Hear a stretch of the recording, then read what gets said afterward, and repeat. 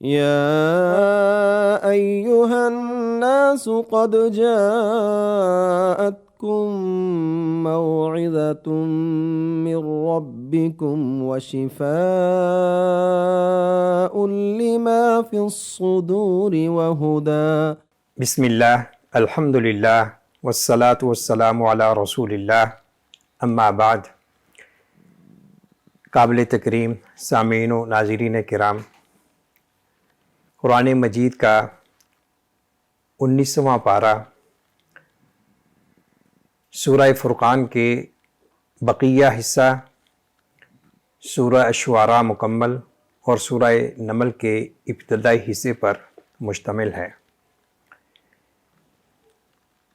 اور اس پارے کا پہلا پاؤ جو سورہ فرقان کا بقیہ حصہ ہے، اس میں جو اہم چیزیں بیان ہوئی ہیں ان میں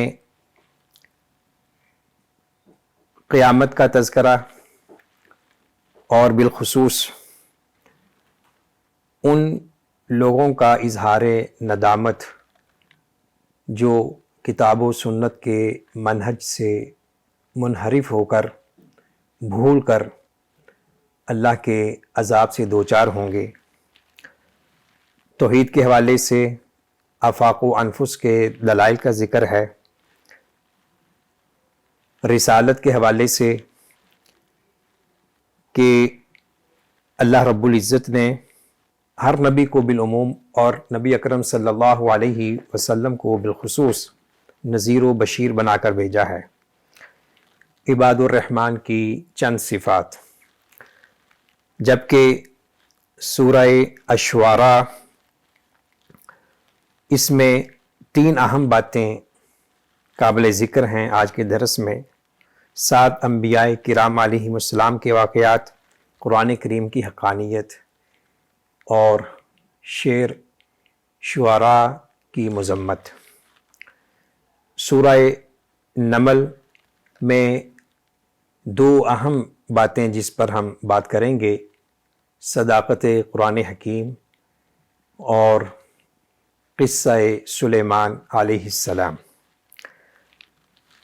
تو آئیے چند ان مقامات قرآنیہ کے تناظر میں ہم اپنے دلوں کو قرآن کریم کے روشن حقائق، معارف، مطالب، تعلیمات سے روشن کریں۔ اور حقیقی بات یہ ہے کہ جب بھی درس کے لیے مطالعہ کرتا ہوں اور پھر اس مطالعے کا حاصل آپ کی خدمت میں پیش کرتا ہوں تو بزبان شاعر کیفیت یوں ہوتی ہے، گفتار کے اسلوب پہ قابو نہیں رہتا جب روح کے اندر ہوں متلاطم خیالات۔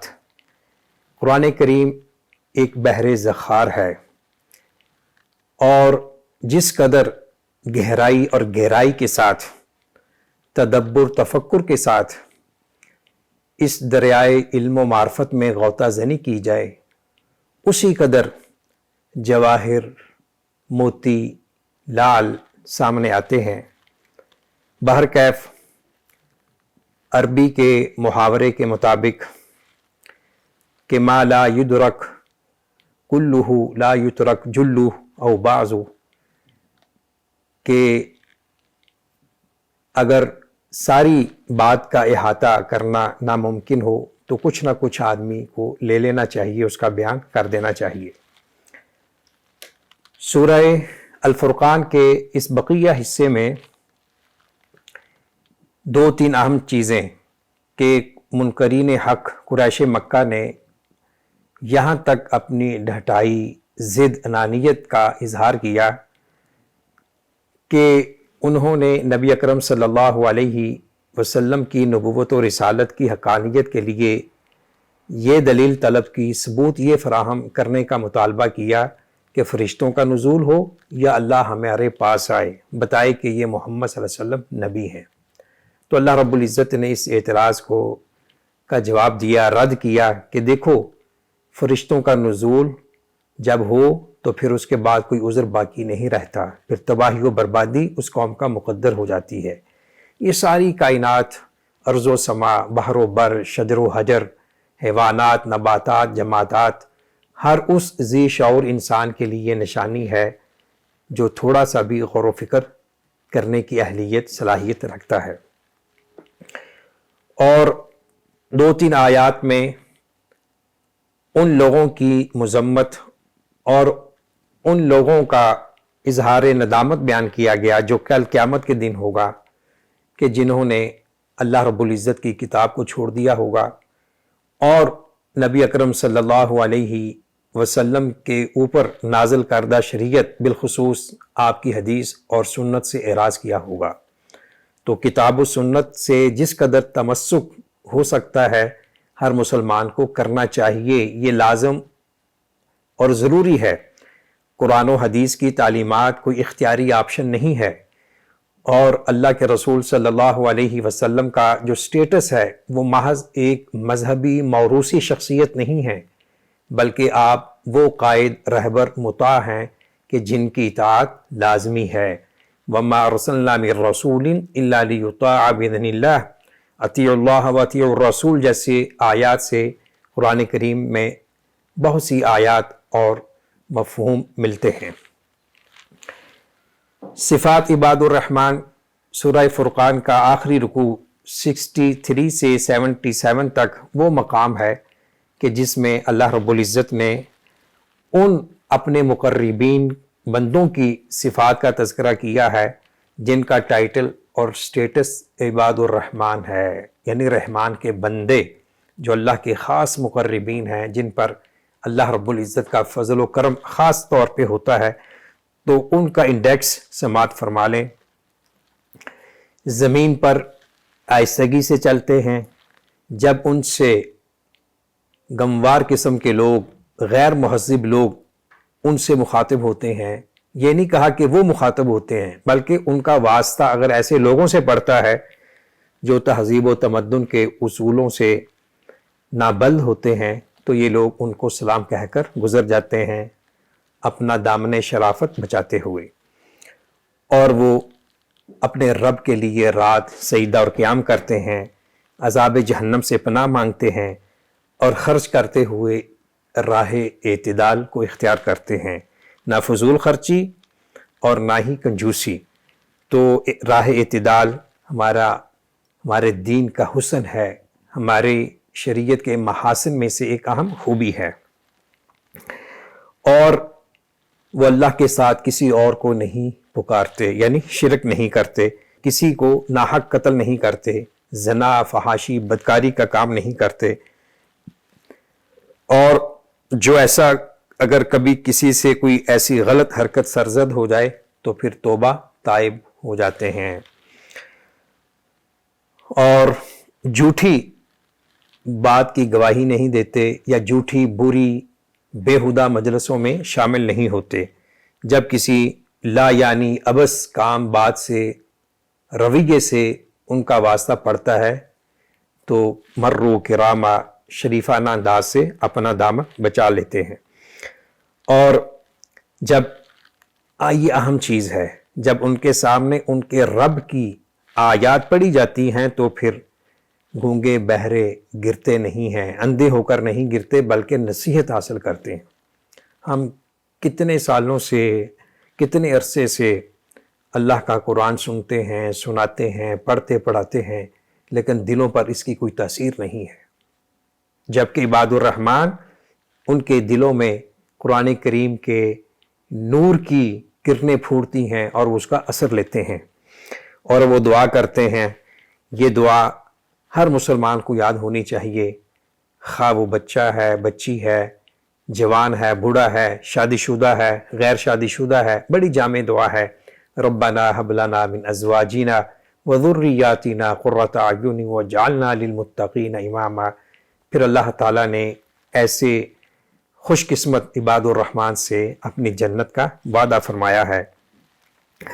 سورہ الشعراء یہ سورہ مکیہ ہے، 227 آیات ہیں، 11 رکوع ہیں، اور چونکہ اس میں ایک لفظ الشعراء ہے، شاعر کی جمع، اس مناسبت سے اس کا علامتی نام سورہ شعراء پڑ گیا۔ تو اس کی آیت نمبر 2 میں ایک بڑی اہم بات اللہ رب العزت نے بیان کی ہے، اور اس کا تعلق ہر زمانے کے اہل علم بالخصوص مبلغین اسلام اور دعات دین کے لیے بڑی اہم ہے۔ لعلک باخع نفسک الا یکونوا مؤمنین، اے نبی صلی اللہ علیہ وسلم، قریب ہے کہ آپ اس غم میں، اس دکھ میں اپنے آپ کو ہلاک کر دیں گے کہ یہ لوگ ایمان نہیں لا رہے۔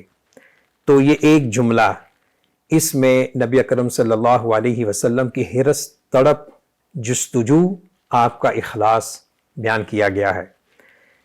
اور اس سے یہ بھی ہمیں پتہ چلتا ہے کہ آپ کے دل میں انسانیت کی اصلاح اور ہدایت کی بڑی تڑپ تھی، اور یہیں سے انسان دوستی کا درس ملتا ہے۔ انسان دوستی کا سب سے بڑا عملی مظہر یہ ہے کہ انسان کو اس کے خالق، مالک کے قریب کر دیا جائے۔ وہ انسان جو اللہ کا باغی بنا ہوا ہے، اللہ کا نافرمان ہے، اللہ کے سامنے وہ اپنی فکر، اپنا نظام، اپنا سسٹم، اپنی پالیسیاں چلانا چاہتا ہے، اس انسان کو اس کا بھولا ہوا سبق یاد دلا کر صرف اور صرف ایک اللہ کی عبادت کی طرف اس کو لگا دیا جائے۔ یہ انسان دوستی کا عملی مظہر ہے۔ اور بعض لوگ جو مرعوب ہو کر اور یا کم فہمی کی وجہ سے اپنے آپ کو مسلمان کہلانے میں ہچکچاہٹ، ندامت محسوس کرتے ہیں، وہ کہتے ہیں ہمارا مذہب انسان دوستی ہے، انسانیت ہے۔ یہ انسانیت کوئی مذہب نہیں ہے، دین و مذہب صرف اور صرف اسلام ہے۔ ان الدین عند اللہ الاسلام، البتہ اسلام یہ چاہتا ہے کہ ساری نو انسانیت اللہ کی عبادت گزار بن جائے۔ 7 حضرات انبیاء علیہم السلام کے واقعات ہیں، اور ان میں جو ہم سب کے لیے نصیحت ہے وہ 2-3 جملے جو بار بار اس صورت میں ریپیٹ کیے گئے ہیں۔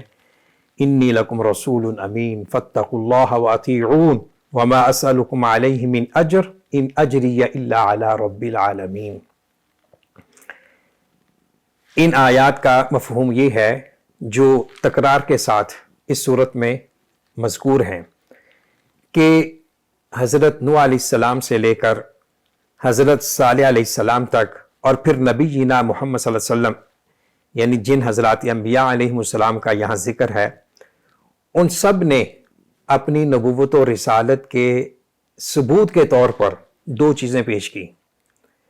ایک یہ کہ ہم تمہارے درمیان ایک امانت دار انسان ہیں، رسول امین، کہ اللہ کی طرف سے ہم پیغمبر ہیں لیکن امانت دار ہیں۔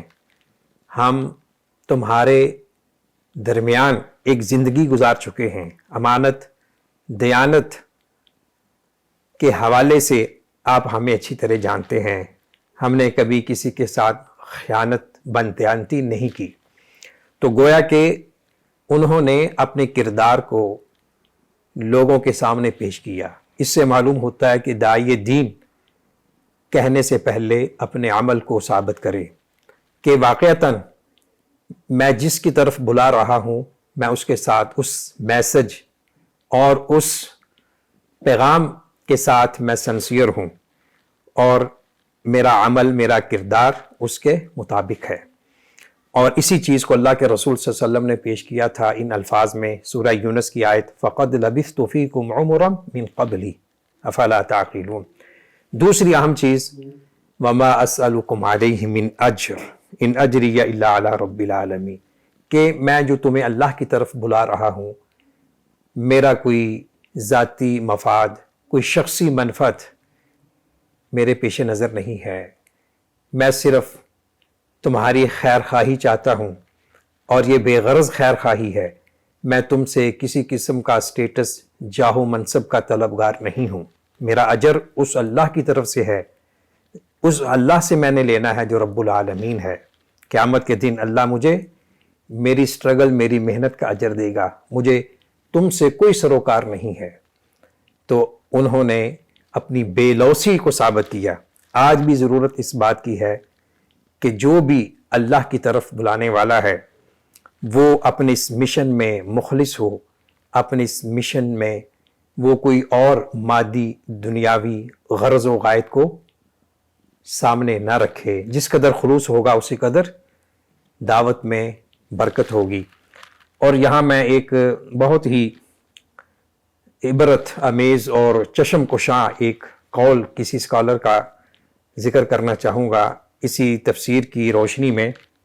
وہ لکھتے ہیں کہ یہ غالباً عموماً ایک صورتحال بیان کر رہے ہیں۔ خانقاہوں اور راہبوں کی کٹیاؤں کے تقدس کے پیچھے بدترین حفظ زر چھپی ہوتی ہے۔ تو ضرورت اس بات کی ہے کہ ہر داعی اللہ اپنے مشن میں مخلص ہو، اور وہ اپنی دعوت میں جس قدر مخلص ہوگا اسی قدر اس کی آواز میں اور اس کے انداز میں اور اس کی دعوت میں برکت ہوگی، لوگ اس کی بات کو تسلیم کریں گے۔ اس کے بعد سورہ شعراء کا آخری جو مقام ہے، بلکہ سیکنڈ لاسٹ، وہ ہے حقانیت قرآن۔ وَإِنَّهُ لَتَنزِيلُ رَبِّ الْعَالَمِينَ نَزَلَ بِهِ الرُّوحُ الْأَمِينُ عَلَى قَلْبِكَ لِتَكُونَ مِنَ الْمُنذِرِينَ۔ یہ 9-10 آیات، آیت نمبر 192 سے 199 تک۔ میں تمام حضرات سے گزارش کروں گا، بالخصوص جو اس کورس کے شرکاء ہیں، کہ وہ اس کا مطالعہ کریں۔ قرآن کریم کی حقانیت، صداقت اور اس کا پس منظر، پیش منظر کو بڑی جامعیت کے ساتھ بیان کیا گیا ہے، اور اس میں بہت سے اعتراضات، بالخصوص جو آج کل کے بعض مستشرقین بھی شکوک و شبہات پیدا کرتے ہیں، اس کا بھی ازالہ ہے۔ آپ کے زمانے میں بھی لوگوں نے یہ اعتراض کیا تھا کہ ٹھیک ہے آپ صادق و امین ہیں، لیکن ہم اور جو آپ پیش کر رہے ہیں وہ بھی برحق ہے، لیکن یہ ماننے کے لیے تیار نہیں کہ یہ اللہ رب العالمین کا ہے۔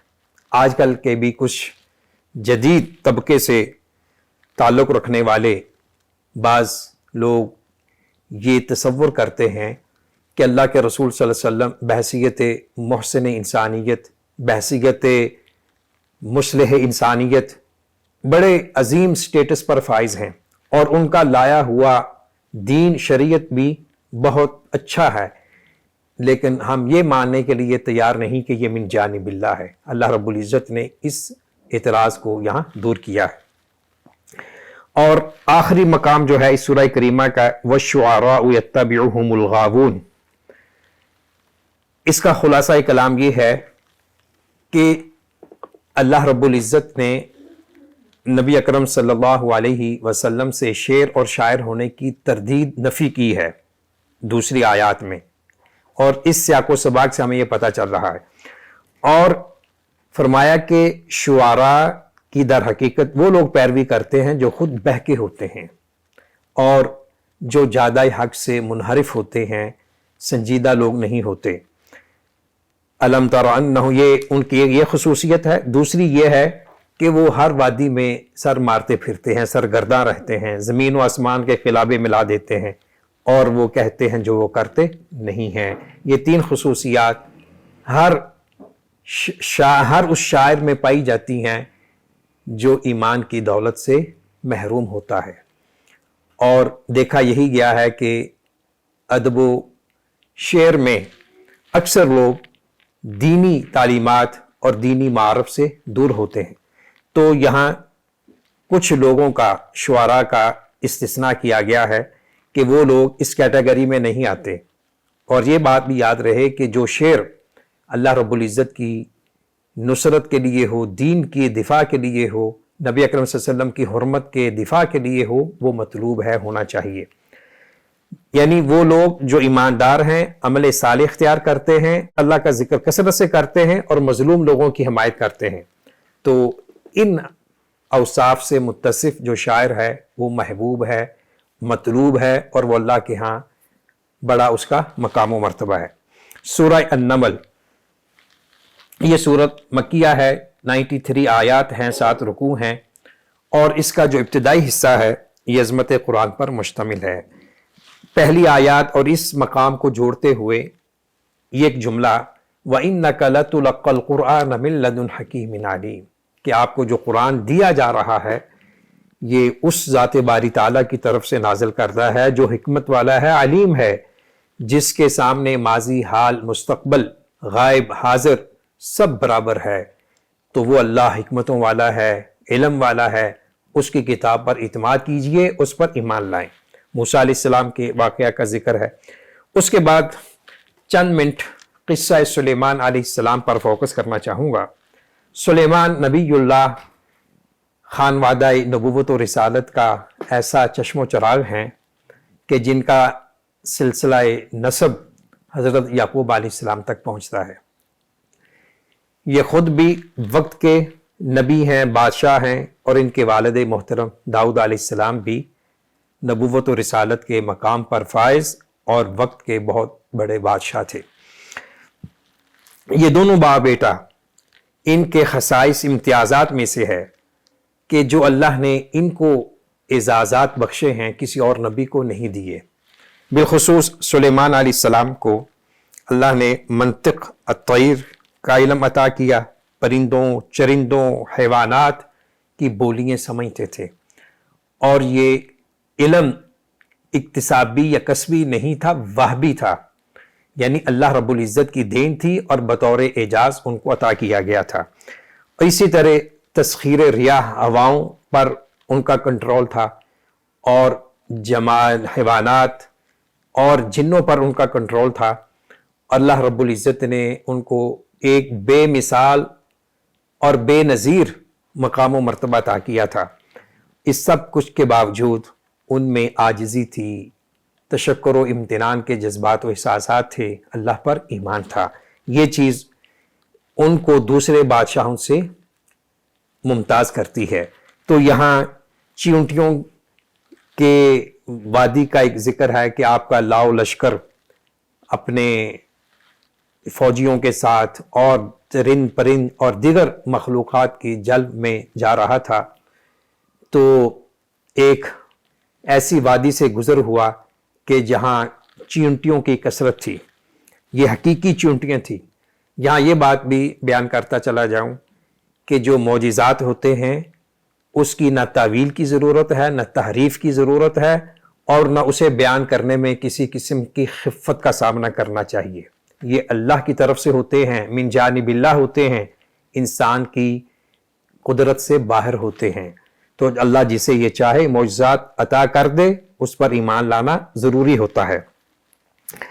تو نملہ نے کہا، یعنی چیونٹی نے، کہ اپنی بلوں میں گھس جاؤ۔ سلیمان علیہ السلام اس کی بات کو سمجھ گئے اور ہنس پڑے۔ تو اس کا تذکرہ ہے۔ اور پھر اس موقع پر جو انہوں نے دعا کی، یہ دعا ہر مسلمان کو کرنی چاہیے، بالخصوص اس کو جو 40 سال سے تجاوز کر گیا ہے، یعنی ریورس گیئر لگ چکا ہے۔ ربی اوزعنی ان اشکر نعمتک التی انعمت علی وعلی والدی وان اعمل صالحا ترضاہ وادخلنی برحمتک فی عبادک الصالحین۔ سورہ احقاف میں بھی ملتے جلتے الفاظ کے ساتھ یہ دعا موجود ہے۔ پھر اس کے بعد ہدہد کا واقعہ کا ذکر ہے کہ ہدہد غائب ہو گیا، تو حضرت سلیمان علیہ السلام کو غصہ آیا اور کہا کہ میں تجھے سخت عذاب دوں گا، یا اسے عذاب کر دوں گا، یا پھر وہ واضح دلیل لائے۔ اس سے بھی ان کا تحمل سامنے آتا ہے کہ اگر وہ اپنی غائب ہونے کا کوئی عذر پیش کر دے تو میں اسے معاف کر دوں گا۔ تو پھر وہ آیا اور اس نے بتایا کہ میں ایک سبا نامی بستی سے گزر رہا تھا، وہاں ایک قوم کو دیکھا کہ وہ وہاں ایک قوم کی جو قیادت ایک عورت کر رہی ہے، اور بہت ان کو اللہ نے عزت اور عرش عظیم دیا ہوا ہے، لیکن حیرت ناک بات یہ ہے کہ وہ قوم اللہ کو چھوڑ کر سورج کی پوجا کر رہی ہے۔ آپ دیکھیں اس ہدہد کے شعور میں بھی شرک کی سنگینی اور قباحت کا ادراک موجود ہے۔ تو خیر سلیمان علیہ السلام نے کہا کہ اچھا، تو یہ خط لے کر جاؤ، پھر میں دیکھتا ہوں کہ تم اپنی بات میں کتنا سچے ہو۔ ہدہد غیر معمولی انداز میں وہ خط لے کر گئے اور ملکہ بلقیس جو کہ سبا کی بادشاہ تھی اس کو پیش کر دیا، اور خط کا مضمون کیا تھا؟ انہ من سلیمان و انہ بسم اللہ الرحمن الرحیم اللہ تعالوا علیہ واتونی مسلمین۔ یہ وہ حکمران کی طاقت اور قوت جس کا ایمان اللہ کی ذات پر ہوتا ہے، جس کا اعتماد، جس کو اللہ رب العزت کی قدرت کاملہ پر مکمل بھروسہ ہوتا ہے، وہ دنیا کی کسی طاقت سے نہیں ڈرتا۔ اس نے ملکہ سبا اور اس کی قوم کو مسلمان ہونے کی دعوت پیش کر دی۔ ملکہ بلقیس بڑی دانا خاتون تھی، اس نے اپنے ارکان دولت سے مشورہ کیا۔ انہوں نے آگے سے کہا کہ دیکھیں اگر قوت طاقت کی بات ہے تو وہ ہم جدید اسلحے سے لیس ہیں، آپ کا حکم ہو تو ہم لڑائی کے لیے بھی تیار ہیں، معاملہ آپ ہی کے سپرد ہے۔ پھر اس نے بڑی عقل مند بات کہی کہ بادشاہوں کا یہ وتیرہ ہے کہ جب وہ کسی قوم پر قابض ہوتے ہیں، فاتحانہ انداز میں آتے ہیں تو بستیوں کو خاکستر کر دیتے ہیں، فتنہ و فساد پھیلاتے ہیں، باعزت لوگوں کو ذلیل و رسوا کرتے ہیں۔ اس نے چند تحائف دے کر بھیجا بطور آزمائش کہ میں دیکھوں کہ وہ واقعتاً اللہ والا بادشاہ ہے یا اس کے دل میں حوث اقتدار ہے۔ تو سلیمان علیہ السلام کے پاس تحائف آتے ہیں تو آپ ان تحائف کو ریجیکٹ کر دیتے ہیں، قبول نہیں کرتے، کہتے ہیں کہ مجھے یہ چیز نہیں چاہیے، میں صرف یہ چاہتا ہوں کہ تم صرف اللہ کے مطیع و فرما بردار بن جاؤ، میرے پاس جو اقتدار ہے، اختیار ہے، اللہ کی نعمتیں ہیں، وہ اس سے بڑھ کر ہیں۔ چنانچہ وہ واپس آتا ہے، ملکہ سمجھ آتی ہے کہ یہ کوئی دنیا دار بادشاہ نہیں ہے، واقعتاً اس کے دل میں اللہ کی محبت ہے، یہ اللہ والا بادشاہ ہے۔ تو ادھر سے وہ سلیمان علیہ السلام کی ملاقات کے لیے نکل پڑتی ہے۔ تو حضرت سلیمان علیہ السلام کے حکم پر اس کے عرش کو یہاں حاضر کر دیا جاتا ہے۔ تو وہ جب دربار پہ پہنچتی ہے، پوچھتے ہیں کہ یہ وہی عرش ہے؟ وہ کہتی ہیں قالت کأنہ ہو، آپ اس کو تھوڑا سا چینج کروا دیتے ہیں۔ تو اس موقع پر یعنی وہ ملکہ سبا مطیع و فرما بردار ہو کر آ جاتی ہے اور اقتدار، اختیار، سلطنت سب کچھ ہے۔ تو اس کے باوجود سلیمان علیہ السلام کیا فرماتے ہیں؟ ھذا من فضل ربی لیبلونی اشکر ام اکفر ومن شکر فانما یشکر لنفسہ ومن کفر فان ربی غنی کریم۔ یہ میرے اللہ کا فضل ہے، اللہ رب العزت نے مجھے اتنا اعزاز، طاقت، دولت عطا کی، اور اللہ رب العزت کا شکر ادا کرتے ہیں اور کہتے ہیں کہ یہ احساس کی بات ہے، ادراک کہ یہ جو مجھے سب کچھ ملا ہوا ہے یہ امتحان ہے، آزمائش ہے، کیا میں اللہ کا شکر ادا کرتا ہوں کہ اس کی ناشکری کرتا ہوں؟ تو خیر وہ ملکہ سبا محل میں داخل ہوتی ہے اور سلیمان علیہ السلام کے ساتھ ایمان اسلام کا اعلان کرتی ہے۔ قالت رب انی ظلمت نفسی واسلمت مع سلیمان للہ رب العالمین، میں نے اپنے آپ پر ظلم کیا، اب مجھے حقیقت کا پتہ چل چکا ہے تو میں سلیمان علیہ السلام کے ساتھ اللہ پر ایمان لاتی ہوں جو تمام جہانوں کا رب ہے۔ قصہ سلیمان علیہ السلام اس قدر جامع ہے کہ اہل علم نے اس پر مستقل کتابیں بھی لکھی ہیں۔ تو میں آپ سے یہ ریکویسٹ کروں گا کہ کم از کم ایک بار اس قصے کو ترجمے کے ساتھ پڑھیں اور غور و فکر کے ساتھ پڑھیں۔ اس واقعہ میں اہل اقتدار کے لیے بھی بڑے پند و نصائح ہیں، طلباء کے لیے بھی اور عوام الناس کے لیے بھی، اور ان لوگوں کے لیے بھی جو اللہ کو بھول کر شرکیات، خرافات میں مبتلا ہو جاتے ہیں، ان لوگوں کے لیے بھی جو اپنے اقتدار، اختیار کو ہمیشہ کے لیے سمجھتے ہیں کہ اب ہم نے یہی دنیا میں رہنا ہے۔ اقتدار، اختیار زوال پذیر چیز ہے، اور اس اقتدار، اختیار سے وہی انسان سعادت اور نجات حاصل کرتا ہے جو اپنی حکمرانی کو، اپنی سلطنت کو اللہ رب العزت کی شریعت کے نفاذ کے لیے استعمال کرے، لوگوں کو اللہ کے ساتھ جوڑے، نہ کہ وہ اپنی ذات اور شخصیت کے ساتھ جوڑے۔ اللہ رب العزت سے دعا ہے اللہ تعالی ہمیشہ ہمارے دلوں کو نور کتاب و سنت سے منور فرمائے۔ وآخر دعوانا ان الحمد للہ رب العالمین۔ يا أيها الناس قد جاءتكم موعظة من ربكم وشفاء لما في الصدور وهدى ورحمة للمؤمنين.